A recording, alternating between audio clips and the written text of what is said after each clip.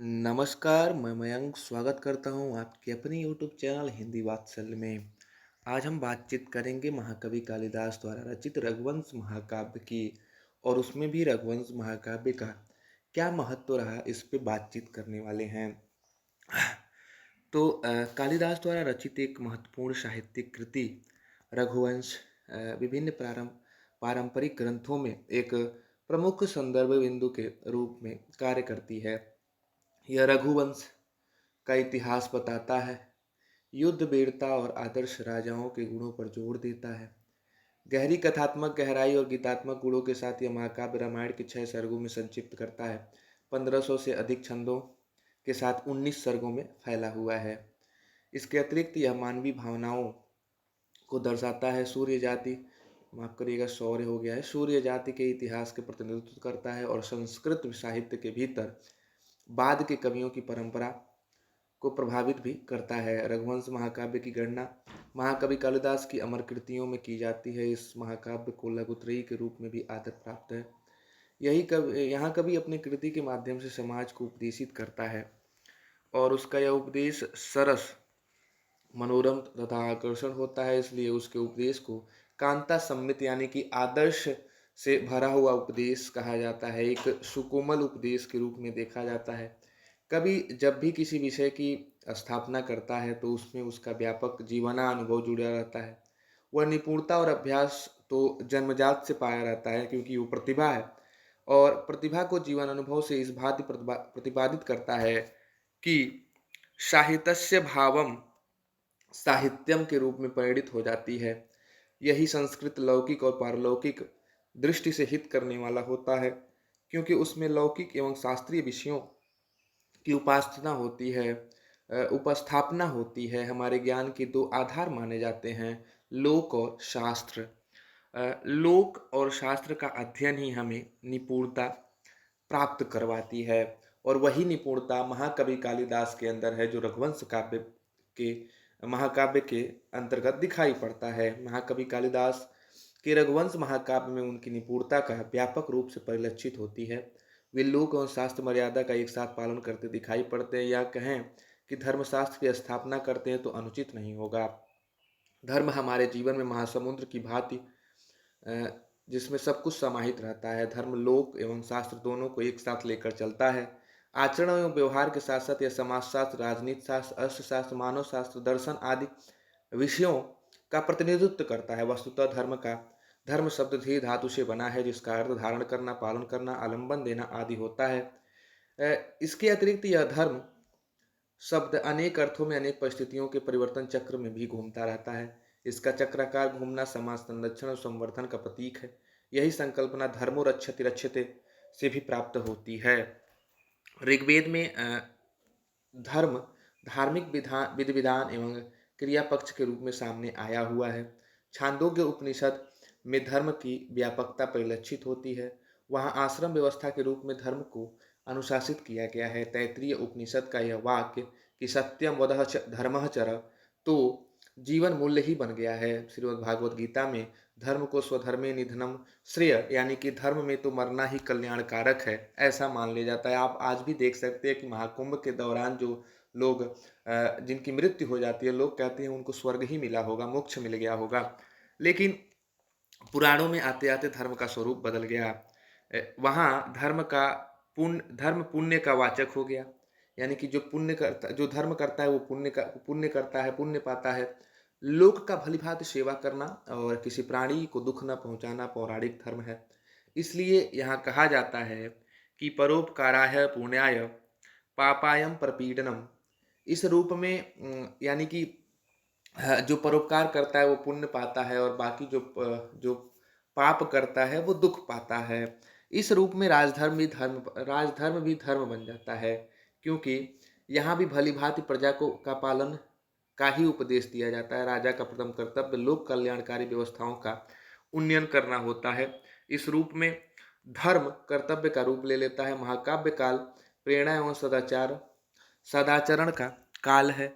यहाँ पर अनेक प्रकार से प्राचीन राजाओं के यश आख्यान का उद्देश्य मात्र सद्प्रेरणा प्रदान करना ही था। इसी सद्प्रेरणा के रूप में कांता संमित उपदेश समन्वित रघुवंश महाकाव्य की भी गणना की जाती है। आगे हम देखें कि यह महाकाव्य भारत भूमि के उस राजवंश से संबंधित है जो इतिहास के पोथियों में ही नहीं बल्कि संपूर्ण जनमानस के हृदय में अंकित है। जनमानस लोक का पर्याय है, लोक से बड़ा कुछ नहीं है। जो लोक होता है वही शास्त्र बनता है, यानी कि सही साहित्य जो है वो समाज का दर्पण है। यद्यपि रघुवंश महाकाव्य केवल लोकाश्रित नहीं है, इस पर अनेक धर्मशास्त्रों, रामायण, महाभारत, पुराण आदि ग्रंथों का व्यापक प्रभाव दिखलाई पड़ता है। लेकिन लोक में रघुवंश के प्रति जो भावना जुड़ी है उसका स्पर्श महाकवि कालिदास अपने रघुवंश महाकाव्य में और तुलसीदास रामचरितमानस में करते हैं। अवधी भाषा में रामचरितमानस में केवल राम को मर्यादित जीवन का ही विशेष रूप से अंकन किया गया, लेकिन रघुवंश महाकाव्य में तो राजा दिलीप से लेकर अग्निवर्ण तक कुल 29 राजाओं के राजधर्म के पुनीत आचरण से रसानुभूत कराने वाली ये कृति है। अब इसमें हम देखते हैं कि वास्तविकता इसमें है क्या, कि राजा जब अपने कर्तव्य को प्रजा के पालन के रूप में सबसे ऊपर रखता है तो उस प्रजा पालक राज्य की प्रशंसा लोक में होती है। मैं यहाँ थोड़ा ग्रामीण जीवन की ओर भी दृष्टिपात करना चाहता हूँ कि ग्रामीण जीवन लोक जीवन का सुंदर निदर्शन है। निदर्शन का मतलब प्रदर्शन है। वहाँ भी राजधर्म के विषयों की चर्चा होती है, लोगों में राजा के गुणों की प्रशंसा होती है। यह प्रशंसा केवल प्रशंसनीय ही नहीं होती बल्कि इसके द्वारा सही अर्थ में राजधर्म की व्यवहारिकता झलकती है। किसी राजा की कीर्ति का यह दृश्य निश्चित रूप से लोक कल्याणकारी होता है जब उसकी प्रशंसा जनसामान्य में होने लगे, यानी कि जब कोई राजा जब अपनी प्रजा की इतनी सेवा करे कि उसकी प्रशंसा लोगों तक जन जन तक होने लगे, तो वो राजा एक सफल राजा और आदर्श राज्य का प्रतिपालक होता है। इसी तरह के जो एक राजा मिलते हैं जिनके नाम पे रघुवंश नाम पड़ा। रघु के संबंध में कालिदास लिखते हैं कि वे प्रजा के बहुत प्यारे थे, यानी कि प्रजा उनसे बहुत प्यार करती थी, और लिखते हैं कि छुअच्छा यानी सिद्धिन्यस्त यस्य गोपुत्र गुणोदयम कुमार कथयोद्धांत शालिगोप्य जगुयशम, यानी कि जो रघुवंश महाकाव्य में रघु हैं उनसे प्रजा जो है बहुत प्रेम करती थी, और इसलिए प्रेम करती थी क्योंकि वो प्रजा के कुशलक्षेम योगक्षेम के संरक्षक के तौर पे कार्य करते थे।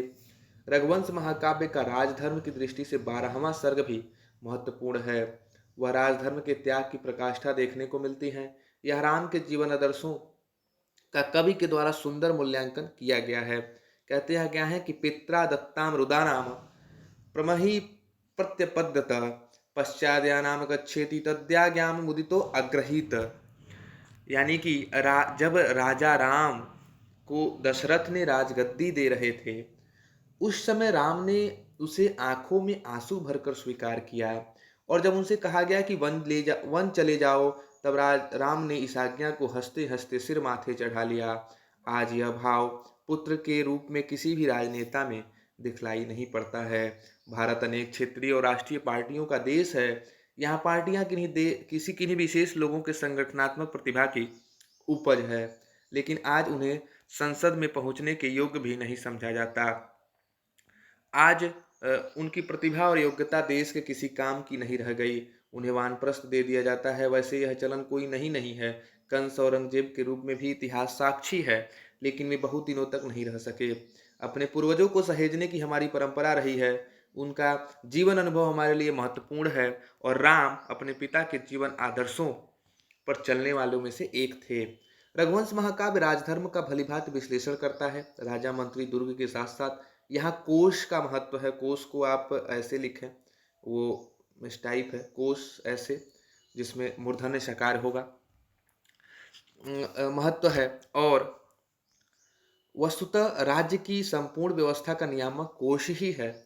इस कोश की प्रजा योगक्षेम किया जाता है। कोश धन का पर्याय है, यानी कि जिसमें धन संचय किया जाता है उसे ही कोश कहते हैं, जिसे राजकोष के नाम से भी जानते हैं।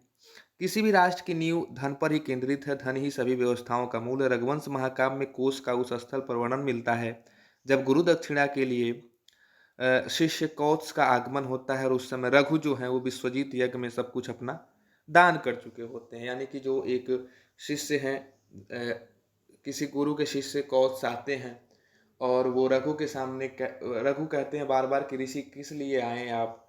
तो रघु कहते हैं अब मैं क्या मांगू, आपने तो सब कुछ दान कर दिया। तो बोला कि फिर भी बताइए। तो वो कहते हैं कि मेरे गुरुजी ने गुरु दक्षिणा के रूप में 1400 स्वर्ण मुद्राएं मांगी हैं। और जो रघु अपना सब कुछ दान कर दिए होते हैं, जिनका कोष एकदम खाली हो गया होता है, वो रघु अब कोष संचय के लिए कुबेर पर ही आक्रमण की योजना बना देते हैं। और इंद्र पे जब अपना, तो वो रघु कहते हैं कि मैंने सब कुछ दान कर दिया लेकिन मेरा धनुष और मेरा बाण अभी भी मेरे पास है। और जब वो धनुष की प्रत्यांचा चढ़ाते हैं और तीर को सीधे इंद्र की तरफ निशाना लगाते हैं, तो कुबेर निशाना लगाने से पहले ही उनके कोष को स्वर्ण मुद्राओं से भर देते हैं। और वो पूरी स्वर्ण मुद्राओं में केवल 1400 मुद्राएं लेकर के उन ऋषि को देते हैं और वो जाके अपने गुरु को दक्षिणा देते हैं। तो ये भी एक तरह से है कि जो तुलसीदास जी ने लिखे कि रघुकुल रीति सदा चली आई, प्राण जाए पर वचन न जाई, उस तरह की दोहों का हमेशा से रघुवंश में देखने को मिलता ही है और प्रासंगिकता भी बनी हुई है। रघुवंश महाकाव्य में सुग्रीव, विभीषण और राम में गहरी मित्रता का संकेत किया गया है। मित्र के सुख दुख में सदैव साथ रहना मित्रता की परख होती है। राज्य के 7 अंगों का एक अंग मित्र है। राजा को राज्य के अंदर मित्रों की आवश्यकता होती है। विपत्ति या उत्सव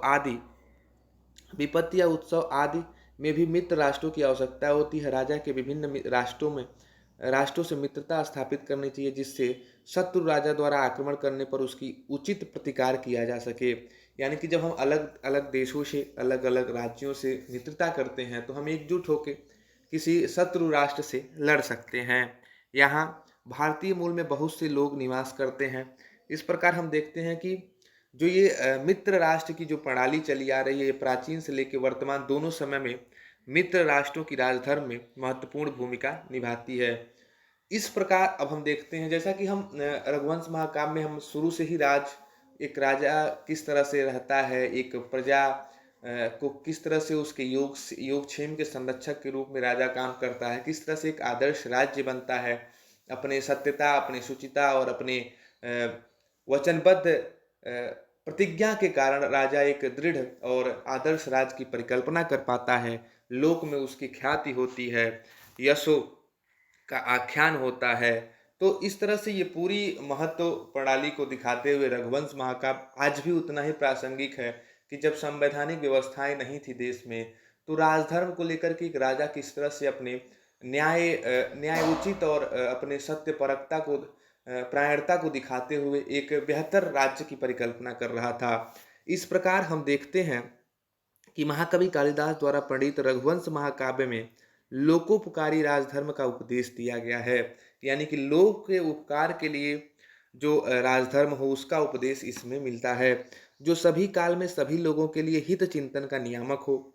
यहाँ राजा सत्ता के भोग के लिए नहीं, बल्कि प्रजा के योगक्षेम के संरक्षक के रूप में चित्रित किया गया है, तथा यह बताया गया है कि राज्य के सप्तांग, षडशक्तियाँ इत्यादि सभी प्रजा पालन की ही निर्देश करती है। ये इसलिए भी आज इतना ही प्रासंगिक और इतना ही महत्वपूर्ण ग्रंथ बना हुआ है, क्योंकि आज भी हम देखते हैं कि सारी तरह से लोकतांत्रिक व्यवस्था होने के बाद भी लोग अपने अधिकारों की लड़ाई लड़ते जा रहे हैं। हजारों हजार फाइलें हाई कोर्ट और सुप्रीम कोर्ट में पेंडिंग पड़ी हुई हैं और उन्हें न्याय नहीं मिल पा रहा है।